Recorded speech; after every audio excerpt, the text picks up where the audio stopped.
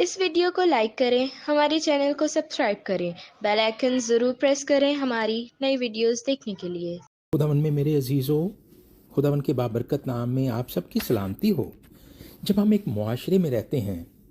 اور ایک خاندان کی صورت میں رہتے ہیں تو ذرا غور کیجئے کہ جب ہم اپنے والدین کو دیکھتے ہیں یا ہم کہہ سکتے ہیں کہ میاں بیوی ہوتے ہوئے ایک دوسرے کو دیکھتے ہیں تو یقیناً ہمیں وہ اختیار یاد آنے لگتا ہے جو کہ ہمارے پاس ہوتا ہے۔ یعنی ہم کہہ سکتے ہیں کہ وہ پوزیشن ہمیں یاد آنے لگتی ہے جو ہماری اس خاندان میں ہوتی ہے۔ مثال کے طور پر اگر ہم اپنے والدین کو دیکھیں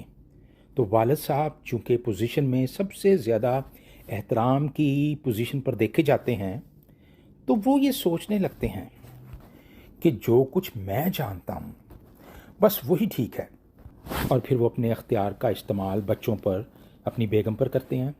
لیکن دوسری طرف کئی دفعہ ہمارے والدین میں سے ہماری والدہ یہ سمجھتی ہے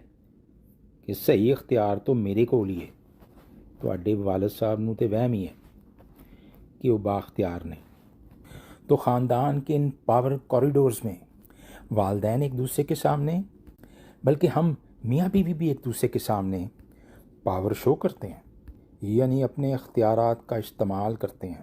مگر میرے عزیزو یاد رکھیے کہ ہم میں سے بہت سے لوگ ایسے ہیں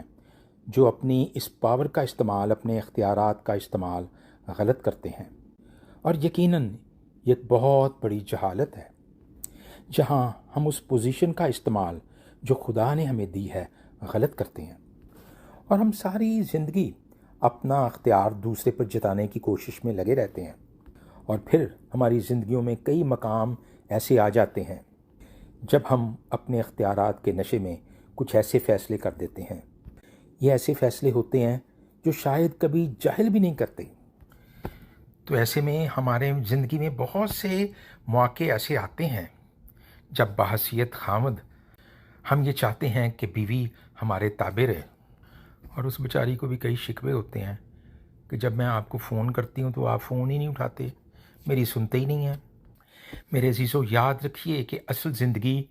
ایسے نہیں گزرتی، بلکہ خاوند کی زندگی بیوی کے سامنے ایک قربان ہونے کی صورت میں پیش ہوتی ہے، اور بیوی کی زندگی خاوند کی تابعداری میں گزرتی ہے۔ یعنی جو تم کو ہو پسند وہی بات کہیں گے، تم دن کو اگر رات کہو رات کہیں گے، اور پھر خاوند بھی بیوی سے کہتا ہے یس مائی ڈیئر، اور یہی خداوند ہم سے چاہتا ہے۔ خداوند آپ کے ساتھ ہو، آپ کو خوب برکت دے، آمین۔